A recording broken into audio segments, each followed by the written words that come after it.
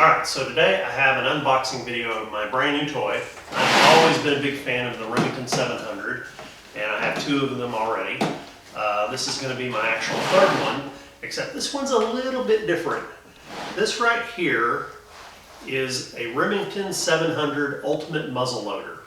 Alright, so this is basically a muzzleloader built on the 700 action. So let's go over what this thing comes with.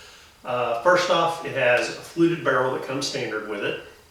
Has, of course, the little ramrod that you use to put the bullets down and seat them. You pour the powder in or the pellets in from the front and then the bullet, and you push them down on this like a standard muzzleloader.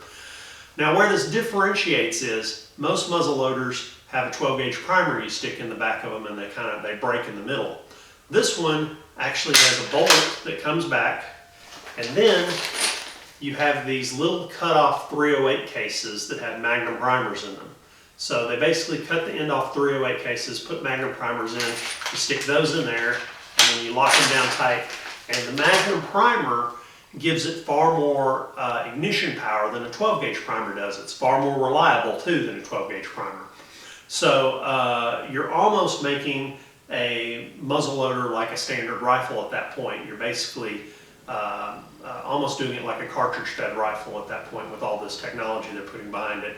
Comes with the standard action here, 700 short action. You do have to fill out I think it's a 1073 form for this, and the reason is, normally you don't do that with muzzleloaders, but the reason is for this one, you can actually take the barrel off and put a standard barrel on and shoot 308s out of it, or 223, or whatever short cartridge you want can be fired out of this mechanism. So you can rebarrel this and use it like a standard Remington 700. That's why it's a serialized receiver, and it has to be registered, or not registered, but has to be done like a standard rifle that you buy, unlike other black powders which don't require the government form.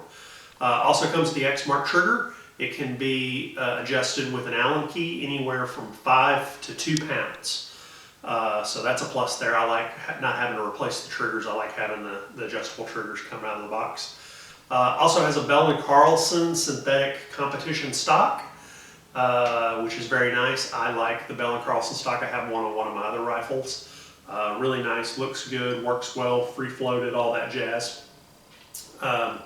Rifle is a little on the heavy side, weighs 8.5 pounds out of the box. That's why they fluted the barrel, to try to lighten some of that up. But you need the 8.5 pound rifle because this one you can really load it hotter than the standard ones. What I mean by that is, on here, what they advertise about this rifle and what makes it so unique is a standard lower end muzzleloader will let you load 2 pellets or 100 grains of black powder.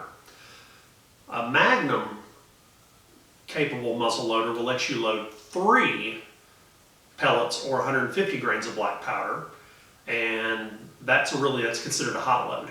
This will let you do 4 pellets or 200 grains of black powder, so you actually can load double the powder load that those lower end $300 muzzleloaders will take. You can do double the power in this thing. And the advantage is this is advertised as a 300-yard muzzleloader out of the box. So with the bullets they give you here to try out, and you go by the little pellets, you can actually put a scope on this, sight this in, and shoot it out accurately to 300 yards from the get-go, which is what a standard 700 can do too.